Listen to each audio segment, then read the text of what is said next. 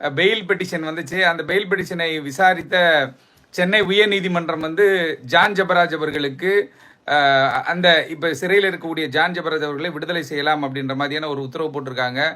ஆகவே பலர் ஜான் ஜெபராஜ் அவர்கள் சிறையிலே இருந்துருவார், அவர் என்னன்னு கேட்டால் அவர் மிகப்பெரிய ஒரு பாலியல் குற்றவாளி அப்படின்ற மாதிரிலாம் சொன்னாங்க. இருந்தாலும் நீதிமன்றம் எப்பவுமே நம்ம சொன்ன மாதிரி நீதிமன்றம் உச்சபட்சமாக இந்த விசாரணையை சிறப்பாக நடத்தி இன்னைக்கு அவர் சிறையிலிருந்து மீண்டு விடுதலையாகி வரப்போகிறார்.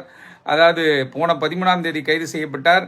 இந்த 14ஆம் தேதி, அதாவது 31 நாள் சிறைவாசத்திற்கு பிறகு ஜான் ஜெபராஜ் அவர்கள் மீண்டு சிறையிலிருந்து வரப்போகிறார் என்கின்ற செய்தி நீதிமன்றம் மூலமாக இன்றைக்கு வந்திருக்கிறது. அதை பொதுமக்களாகிய நீங்கள் தெரிந்து கொள்ள வேண்டும். அதற்கு பிறகு அவர் சிறையிலிருந்து வந்த பிறகு அடுத்த கட்ட சட்ட நடவடிக்கை என்ன என்பதை பற்றி அவர்தான் முடிவெடுப்பார் என்று நினைக்கின்றோம். இருந்தாலும் இது சட்ட போராட்டத்திற்கு கிடைத்த மாபெரும் வெற்றியாக நாம் பார்க்க வேண்டும். நன்றி, வணக்கம்.